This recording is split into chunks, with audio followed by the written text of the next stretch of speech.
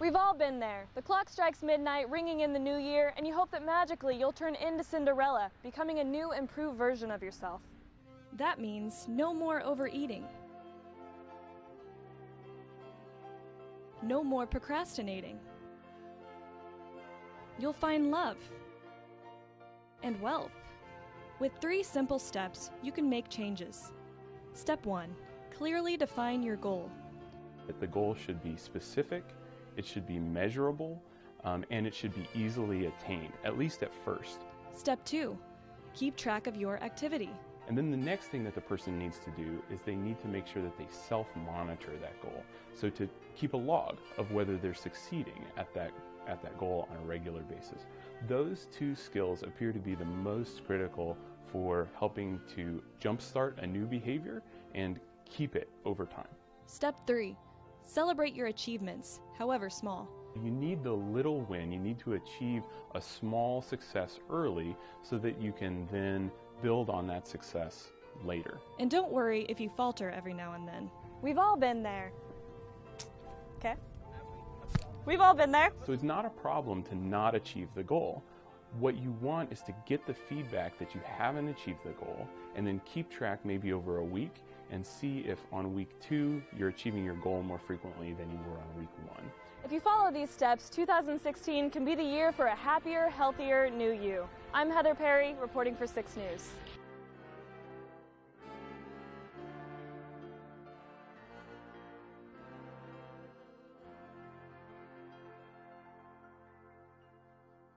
Stop making a fool out of me. Why don't you come on over, Valerie?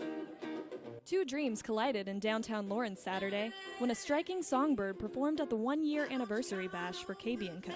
A lot can happen in a year. Christy Bowen accomplished her goal of owning a stylish boutique, and though its success is apparent now, she had to sum up the courage to do it. I was scared out of my mind.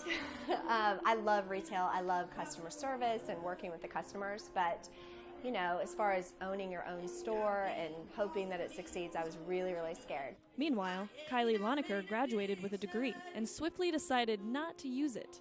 Just saying this. Instead, she'll pack up for Nashville this summer to pursue a professional singing career. It's scary and it's exciting. There's so many mixed emotions. There was a point where I was like, maybe I shouldn't go and I don't need to go. And if I don't leave now, I'll never leave Kansas because I love Lawrence. Some link her raspy sound to recent artists like Amy Winehouse or Adele, but she's most inspired by soulful singers from the Rat Pack era. Nat King Cole, Dean Martin, Frank Sinatra, that whole gang. Another inspiration? Her parents. Mom Kelly is her own boss, and Dad Keith was a KU football player before jumping to the NFL. They're fighters. They're always fighting through something. They're always tackling on these big things and just kind of saying that no matter what, at least I went for it and I tried, and that's the best you can do. Now I'm shining bright. Keith's current battle with cancer is motivation for Kylie to follow her passion in life, no matter the uncertainties. If you do want to do it and you do want to go after your dream, you're not too old, you're not too young, do it while you can. Not every day is guaranteed. Kylie sees the beauty in the question mark, not unlike another dreamer who succeeded by believing. I have no doubt in my mind that we're going to be paying to go see her soon. Heather Perry, 6 News.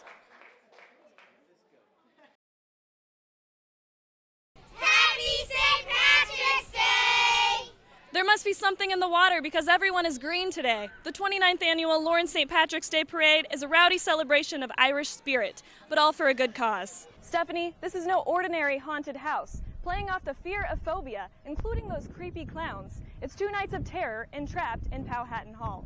Nightmares and phobias. That's this year's theme of Haskell's Haunted Dorm. And for a student-run event with little funding to get it done, it packs a frightening punch. Last year, some people got so scared, down here in the basement actually, that they crumpled to the floor and were crying, and we had to escort them out the back. You know, they couldn't even finish the haunted house. That's the reaction I love. The transformed dorm manipulates common fears like arachnophobia and claustrophobia, as well as a recent phenomenon. We've got clowns. Clowns are the favorite. Always have clowns. But this annual attraction is more than just a Halloween gimmick. It finances Thunderbird Theater productions, always written by Native American playwrights. We want to focus on Native Americans and their role and the arts. And I find it's really important to give back to our heritage. And the productions hold heavy themes. A recent showcase of Woodbones focused on an issue not commonly talked about. Violence against women and children in Native communities. Trying to bring that up, start a discussion about it. You know, do something good. In the end, Haskell's Haunted Dorm gives student actors an opportunity to polish their skill set, and the community a chance to see what Native American students can do for the creative arts. And we plan to keep it going because it really is a great fundraiser. Brings people from the community here, lets them know what we're doing, lets them know that Haskell is still relevant in the community. Reporting from Haskell campus, I'm Heather Perry for 6 News. We knew that this is a hard time in the world right now, and we wanted to celebrate love and bring some joy to this town. And encourage for 3 days the entire community to write who or what they love and what they love about Lawrence. In terms of spreading the love, there were some significant others put up here. I see a Maddie and an Alan, but more so what I see is teachers and LGBTQ and Black Lives Matter and so many good groups and organizations that people wanted to celebrate and really give a voice to that they may not have had that opportunity to recently. Truth, tolerance, love, understanding, all great themes that have really shown through on this window.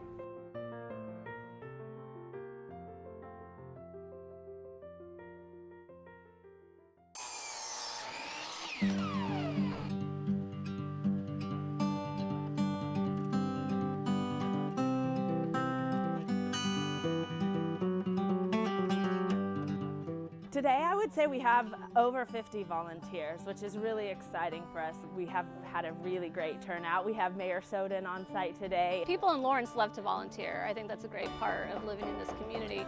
These homes for these families are something that they've dreamt about and worked towards their entire lives. It has been a struggle. I'm a single mom.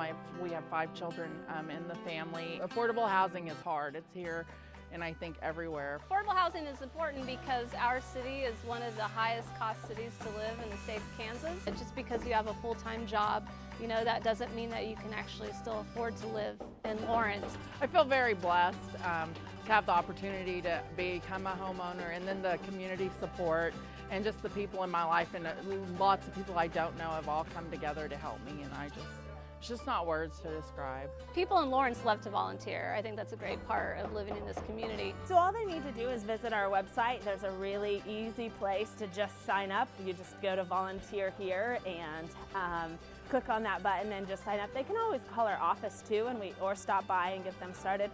Another way is just showing up on site. We build Tuesdays, Thursdays, and Saturdays from 9 a.m. to 3 p.m. It's going to change the trajectory of my family forever. With this house is just an opportunity.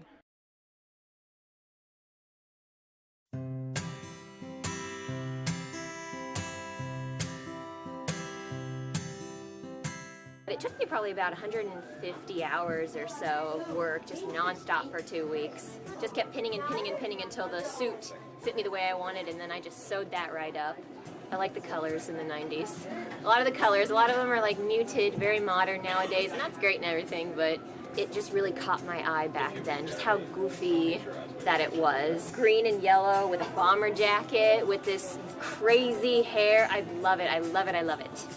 I really liked Rogue because of her personality. She's just very like a, well, let me take care of that for you sort of girl, and she's so strong and amazing. She was born with the ability to touch people, take their memories, take their abilities, and she can't touch you for too long or else you'll be put into a coma. That really disheartens her character because she can't have physical contact with the people she loves. Of course it was worth it. It's so much fun being Rogue. We were just getting ready for our yearly puppet show, and the principal was there, which doesn't usually happen, so I thought, oh, that's okay. But then when everybody came in and there were cameras and my husband and my daughter, yeah, I was very surprised. I grew up in a family of teachers. My mom and dad both taught. I heard teacher talk every night at the dinner table. I love students, I love children, and that just seemed to be my calling. You can see their learning, and you can see those aha moments. And when you see a third grader at the beginning of the year and see how much they've matured to May, the growth is tremendous. And that's exciting, that one person can make a difference in a student's life. Deerfield has gone through many transformations, principals and building-wise, but it's home. There's never a boring day in my life. There is never a dull moment. Lawrence resident Cynthia O'Kelly made Betty Cadwell's day today when she gifted her a new wheelchair that will make it easier for her to get around. Fate, or possibly a holiday miracle, brought the two strangers together. O'Kelly collected about $400 from 15 to 20 donors to buy the new chair. She expected nothing in return and only hoped that her kind act would brighten a stranger's day. She was parked right in front of the bank and was kind of struggling to get something out of the back of her car. I realized that she was trying to get a wheelchair out, and I just noticed that it was, super, super heavy, and that she was just really struggling with, the weight. So I helped her inside, and she was just a super sweet lady and just very, very kind and just had a really good attitude. So after I left, I just kind of started thinking about it, and I was like, it'd be really cool to just get her something that's a little bit more convenient and a little bit more lightweight.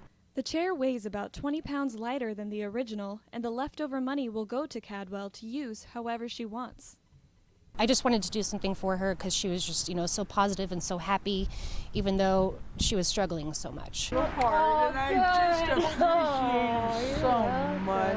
Thank you, darling. Thank you, darling. Well, Merry Christmas. Oh, no kidding. 1 in 5 students, or 15 to 20% of the population, has a language-based learning disability. Growing up, Jamie Miller didn't know she was living with the most common form, dyslexia. I wanted to learn. I loved to learn, but majority of the ways that I was told to learn weren't ways that I learned.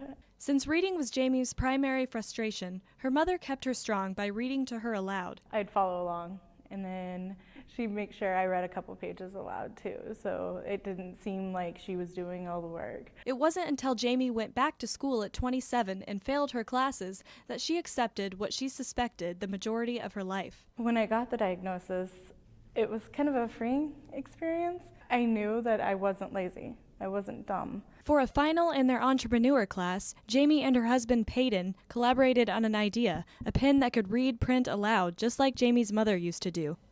Peyton was awarded a $5,000 scholarship at KU by Apple co-founder Steve Wozniak to help further their efforts. It's going to be more than just about selling products itself. It's going to be about giving people the confidence that they need to succeed. And we're really trying to create a different environment for people that have learning disabilities. With the Read and Style pen expected to launch in May, the Millers are spending a lot of time working, but they haven't forgotten what's most important, each other. Yes, where he is weak, I am strong, and where he is strong, I'm weak. We really do complete each other, and it just sound gushy. Heather Perry, 6 News. Tales of Tonganoxie's storied past have emerged to life in murals on the town's downtown buildings as part of an economic revitalization plan. We've seen some little groups, small tours, of 6 or 7 people stopping and taking pictures, and almost every day there's somebody here that's stopped just to see the mural. An empty lot next to City Hall is being resurrected into what is being called a pocket park, a place of relaxation and reading. Visitors can borrow a book from the planned lending library or glance at the book mural to get their literary fix. The committee itself kind of came up with the idea of let's do books that kind of showcase the history of Tonganoxie through the ages. And so each of these books, they're fictional books, but they have a story behind them and they have a date associated with something that happened during that story of Tonganoxie. Fictional book titles point out significant town history, honoring hometown heroes like Doc Stevens and Chief Tonganoxie. Chief Tonganoxie is our namesake, Tonganoxie, and he had a lodge here. And the fact it was one of the first 2-story lodges in the state of Kansas, and it was a wagon stop between Leavenworth and Lawrence. The search for the right artist went far and wide, but when he was found, the fit was painting perfect. The people here are very friendly. I mean, I get constantly when I'm working is people stopping by and saying how nice it looks and thank you. I get that from other towns, but it just seems a town this size, it seems to be more emphasized. With the Pocket Park murals depicting more than just a pretty picture, Tonganoxie is giving new meaning to the phrase, "if walls could talk." I don't want nobody. Longtime musician Joe Poe passed away last February, but his love for music will live on at Gaslight Gardens now that one of his guitars has replaced one that was stolen from the bar. Joe Poe was a self-taught musician. He taught himself to play guitar when he was 7, and he then taught himself banjo and then mandolins. He loved to sing and play. So when he died in February, he left me with a lot of his instruments. Gaslight keeps a community guitar hanging on the wall, ready for local musicians to play when they feel the urge. A few weeks ago, the guitar went missing. We were very surprised that somebody would walk off with it, because it's just there for the general public to enjoy. It was a basic acoustic guitar. It wasn't worth thousands of dollars, but to the hundreds of people we've had it here pick it up and play it, it was worth a lot, Thanks to Patty Poe's kindness, the Lawrence Hole in the Wall, known for its laid-back atmosphere and impromptu music sessions, will once again be a haven for locals to jam out. I'm sure he's thinking that's a perfect spot for that guitar. They've got this great patio and deck, so when the weather's nice, there's lots of music out there. When the guitar was stolen, Gaslight's owners believed that karma would have their back. Turns out it did, coming through for the sake of music and to honor a local man who loved to play it. He's still influencing people, and he was so well liked and so well known around here that I think people will maybe just go in to try out the guitar. Yes, I saw Santa Claus. You saw Santa? What was he doing? Riding a horsey.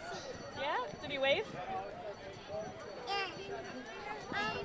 Right from me. He did? Yeah. Did you see a lot of horses today? Yeah. Which one was your favorite? The big ones were my favorite. Oh yeah? What was your favorite? The car was my favorite. Oh, okay. The car was my favorite. Are you guys excited for Christmas? Yeah. And Santa? Yeah. What do you want for Christmas? I want